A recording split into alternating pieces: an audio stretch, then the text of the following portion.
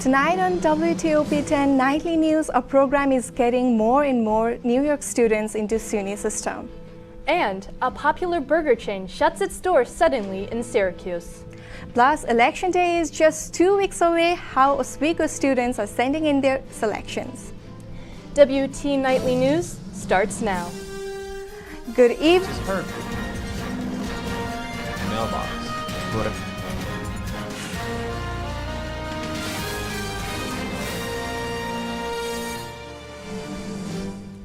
Good evening and thank you for joining us. I'm Kinjal Guru. And I'm Eliza Hopkins.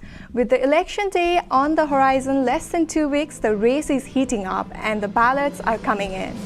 And WT reporter Kyle Schnaufer is on campus learning that for some students, getting their voice heard is as simple as finding their nearest mailbox. Will head to polling places in their hometowns to cast their votes. But students in Oswego are already making their voices heard miles away from home by dropping their votes in the mailbox. Voting by mail was popularized in the COVID-plagued 2020 election. Although less votes are expected to come through the post this time, the service helps students like Johnny's Crespo, who will be 5 hours away from our local ballot box on Election Day. At the end of the day, it is my county, my town, my people, and I'm there to help vote and, do things. Yeah. Senior Jacob Campo worked with the campus voter advocacy group Vote Oswego, helping students make their votes count at home even if they can't make it to the polls. Because not only are you electing your representatives to represent you to the entire country in the House of Representatives, but you also have more local races. And these choices impact your town and community way more than you think. Although they've helped many students register and get their ballots, some won't be traveling far, opting to use their residency in Oswego to cast their vote here. And we have a lot of people who are freshmen who will be here for the next 4 years. They may be here for the next presidential election, and they sure will be here for the next midterm, so they want to enforce some kind of change that they can see actually take place in front of them. As students receive their ballots, they'll get the chance to fill them out from home, seal them up, and drop them off in any mailbox around Oswego where they'll be delivered free of charge. Voters looking to register have until October 26th to register online or in person to have a ballot sent to them, and they'll have until Election Day to mail them out. Kyle Schnaufer, WTOP-10. Be sure to tune in for WTOP-10's Election Night coverage on Election Night for live coverage of all the races being voted on here in Oswego. For National Cybersecurity Awareness Month, SUNY Oswego is taking initiative to enhance cybersecurity strength across campus. Several initiatives are being pushed in for the program, including new 16-character password requirement. Additionally, educational programs, including contests for awareness on phishing scams, will be running throughout the month. As the I Am Oz Diversity Speaker Series continues, SUNY Oswego is welcoming USA basketball star Shamik Holdsclaw. The Olympic gold medalist and Women's Basketball Hall of Famer is known off the court for her public advocacy for mental health throughout her career. She will be advocating for mental health awareness Thursday, October 29th at 6 p.m. in Waterman Theater. Governor Kathy Hochul announced on Thursday a new program to bring more students into higher education. The new New York State program will automatically admit top 10% of students from 68 New York high schools, alongside meeting other applicable criteria to be accepted by SUNY schools. Students need to sign a consent form to share their information with no essays or application fee required. SUNY Oswego is not currently on the list of schools, but the program looks to be expanding going forward. Central New York welcomed 8 new members to their police team in a recent ceremony. These new officers went through rigorous training, including how to operate emergency vehicles, firearm qualifications, defense and control tactics, and more. The graduates completed over 1,000 hours of training, well above the requirement of 600 hours. All graduates will now enter the last phase of their training as patrol deputies, spending up to 16 weeks with a senior training officer. And with the warm streak coming to a close, it might be time to get those winter jackets out. Let's take a look at your forecast with Storm Team 10 meteorologist Aurora Fitzgerald. Aurora? Thanks, guys. First, take a look at our weather headline. The fall weather has finally returned. We had some very interesting warm weather recently, and we're finally going to get some rain. Yay. It is a good thing because we've had a little bit of a drought, so to say, because it's been very, very dry within the past week. However, the sun will return next week from the rain later this weekend, and your Halloween forecast I'll have coming up in my full forecast. Back to you guys at the desk. Restaurant chain TGI Fridays has abruptly closed their doors in their location at Destiny, USA. The chain had previously announced that they would close 40 locations nationwide earlier this year. Even the mall was taken aback by the closure, stating that the restaurant did not inform them for the closure. Currently, TGI Friday does not operate any other locations in central New York, leaving the burger lovers to mourn their departure. A string of burglaries hit the city of Syracuse this morning. Syracuse police responded to 4 back-to-back burglary calls from 3:30 to 5 a.m.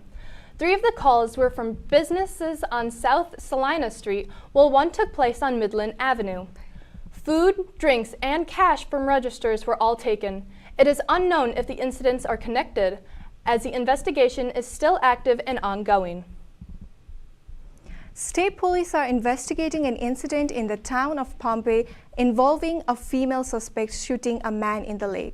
The initial investigations show that the incident occurred late Wednesday night, but the injuries are said to be non-life-threatening. Investigations are still ongoing, and the department encourages anyone with new information to troop the Public Information Officer Jennifer Giron.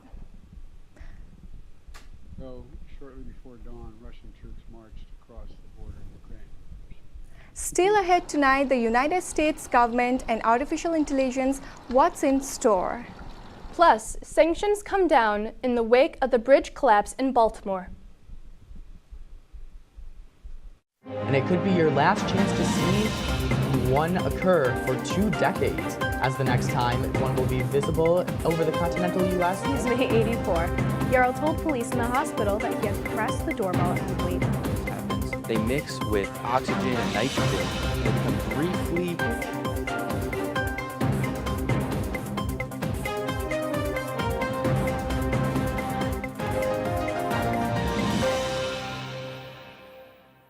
What's going on? Yeah, we go on at like 11:30. It's like No. What do you mean no? It's 10:30. 10:30? Yeah, it's 10:30. What do you mean it's 10:30? Hey, don't touch that. That's my ladder. Hey, man. Whoa. You know this book was already discounted 10%? Wow. Wow. Get a close-up of that one. Matthew, News. Look at that. Can we go back inside? I want to sleep in the studio again.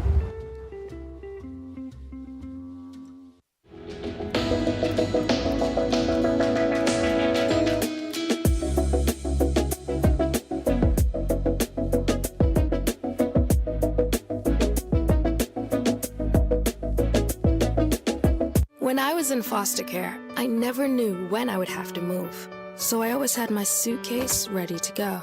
Then one day, I was adopted. My new parents opened their hearts and home to me.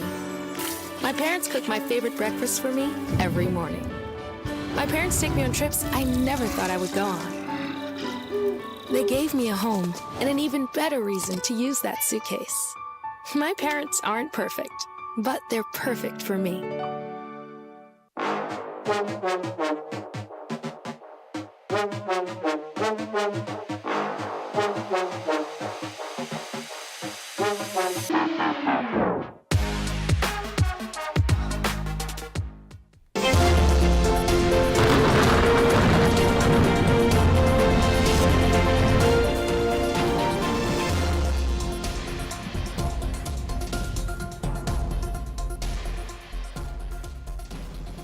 Welcome back to WTOP-10. I'm your Storm Team 10 meteorologist, Aurora Fitzgerald. Now, my favorite holiday is coming up, Halloween, and it's time to get a little festive. However, for now, we're just going to look at your weather forecast coming right up. Now, current Oswego temperature is 39 degrees. It is getting cold at nighttime. Pressure is sitting nice at 10.1 millibars, so that's why you're seeing very clear skies. It is humid, even though it's cold. That can happen quite often, 93%, and wind is only 3 miles per hour, so you're just getting a small breeze. Taking a look at your day planner for tomorrow, the early bird's heading out at 6 a.m. It's going to start at 40 degrees. You're going to see these temperatures go up to about 57 degrees. It might hit the real feel of 60 if you're sitting in the sun by 3 p.m. However, those clouds are going to move in later on Friday night, which will bring the showers later this weekend. Taking a look at our future cast, Friday at 8:30 a.m., starting out pretty clear. My apologies, that was not supposed to happen.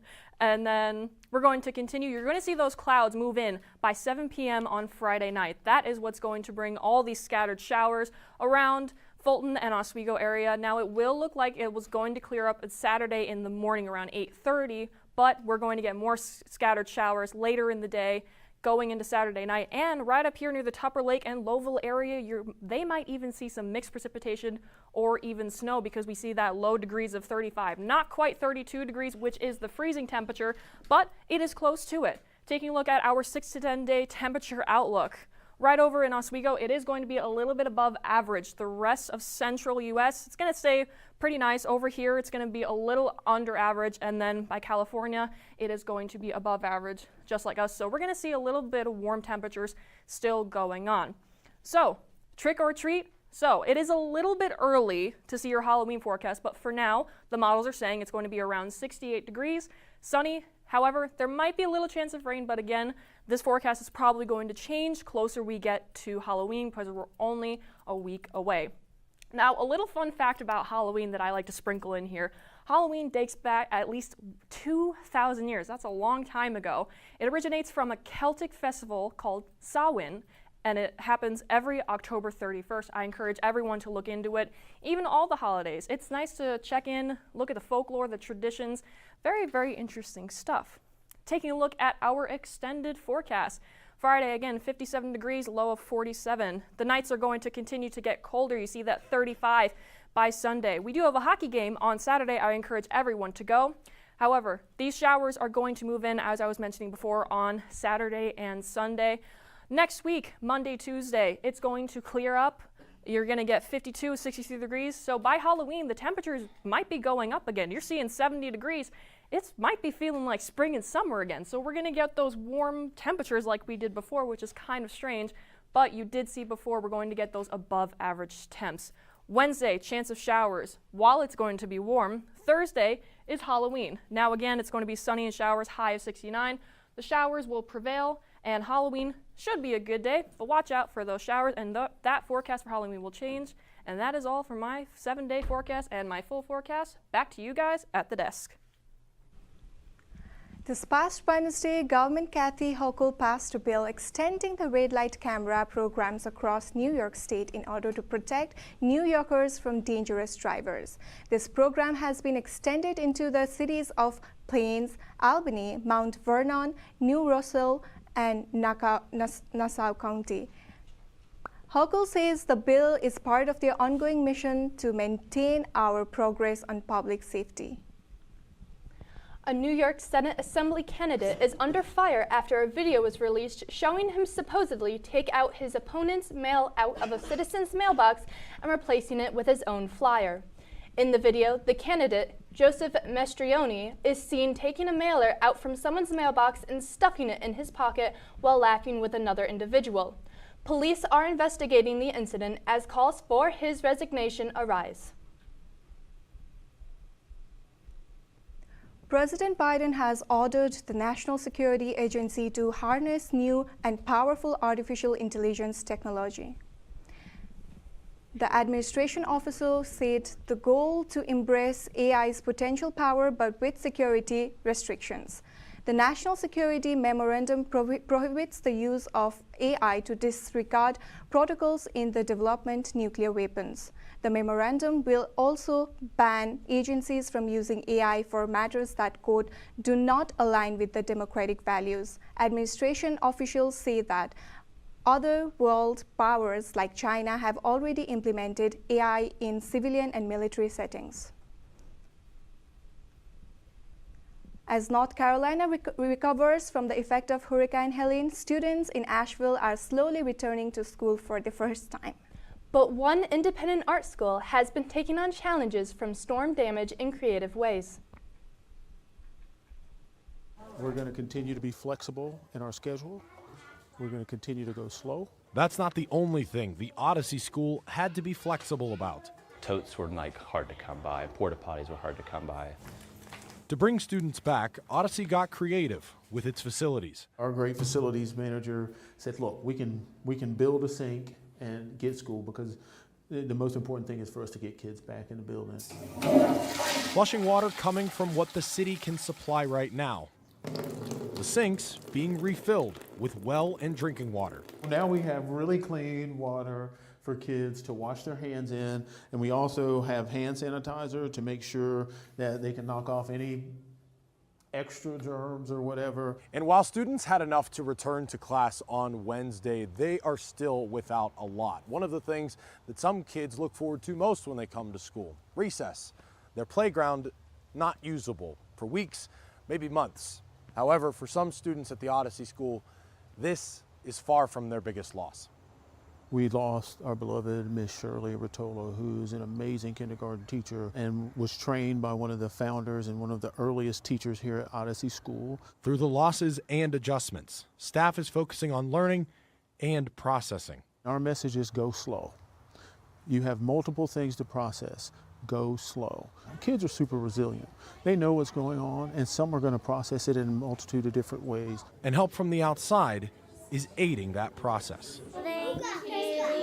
Miss Rotolo's kindergarten class got a surprise on their first day back without their homeroom leader. It was such a great phone call to get about bringing those teddy bears in for the kids. We're going to continue to hug the kids, fist bump the kids, high five the kids, and we're going to continue to encourage them to learn. I'm going to do anything I can to support these kids no matter what, because I love this work, I love my students, I love this school.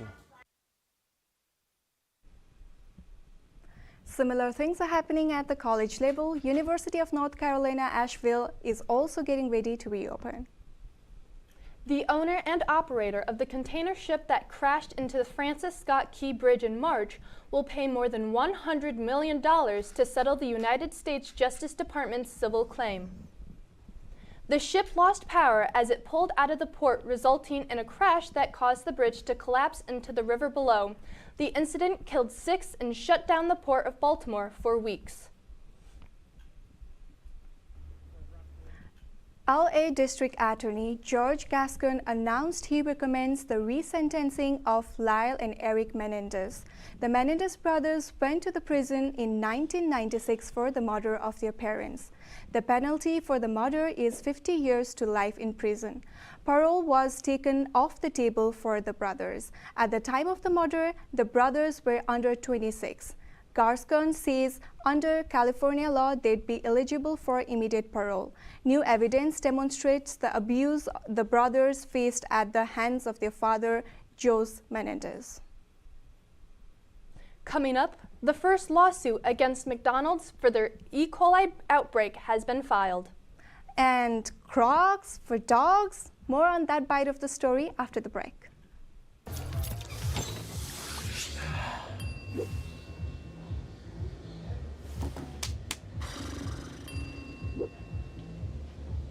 If you need to do something to feel okay to drive, you're not okay to drive. Don't drive buzzed.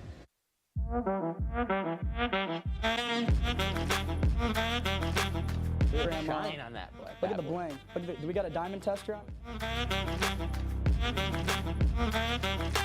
Yeah, that's getting bad. Yep.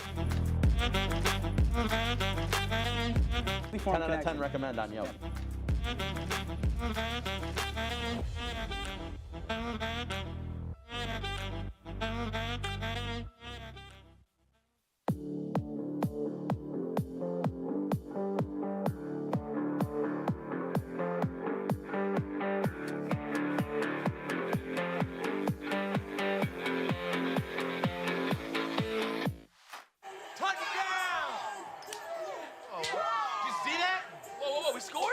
We're going to the playoffs. I can't believe I missed that.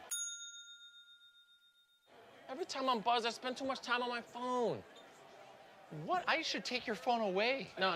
I'll call for a ride. Hey, why does my face look like that? I'm playing with these new face filters. Okay, you know what? Yep, that's mine. I'm gonna need that back. No. Kevin!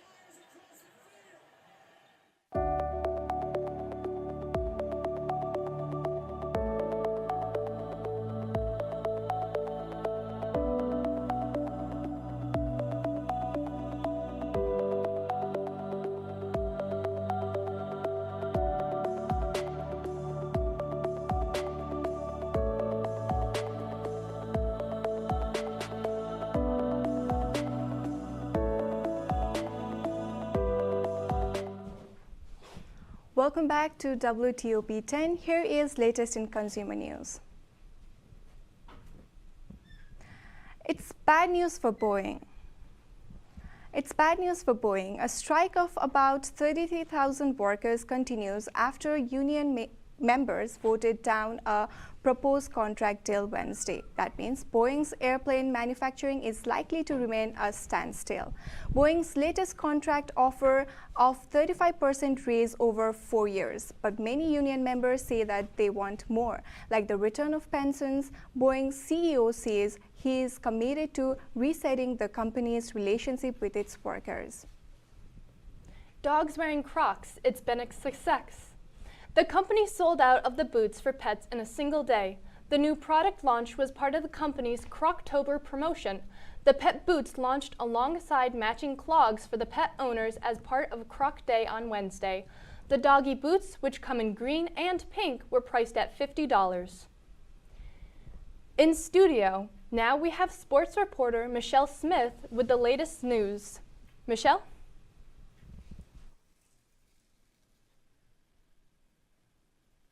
Hi everybody, I'm Michelle Smith and I'll be delivering your sports news.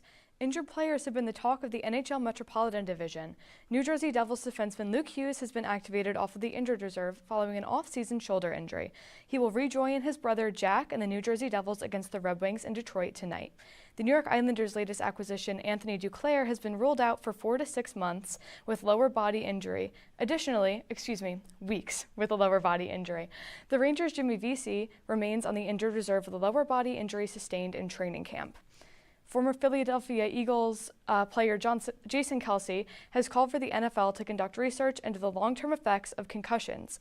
Kelce's request comes after Tua Tagovailoa received his third concussion diagnosis in 4 years in the NFL.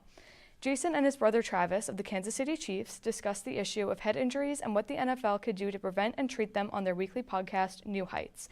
The number of concussions in the NFL are down 24% from last year, but the Kelces say that's not enough. Tagovailoa is expected to miss 4 games and be back for Sunday's game against the Arizona Cardinals. Next up, we have Rob Finger in studio to give us some more in Laker and national news, right after the break.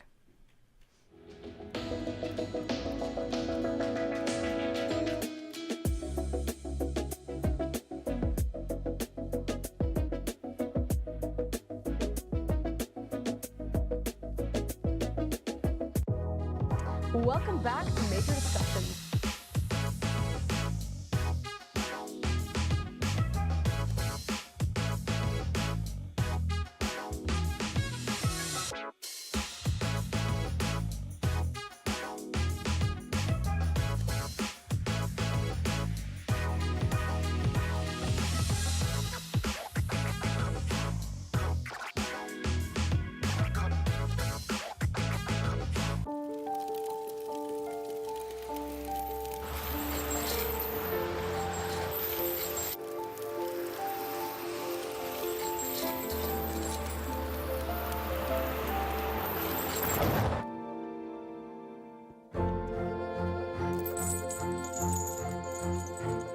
Did you know dragging chains can spark a wildfire? Only you can prevent wildfires. When I was in foster care, I never knew when I would have to move. So I always had my suitcase ready to go. Then one day I was adopted. My new parents opened their hearts and home to me. My parents cook my favorite breakfast for me every morning. My parents take me on trips I never thought I would go on. They gave me a home and an even better reason to use that suitcase. My parents aren't perfect, but they're perfect for me. Hey there, I'm Al Roker, class of 76. Yes, way back in 76. Back when the earth was cooling. You're watching WTOP.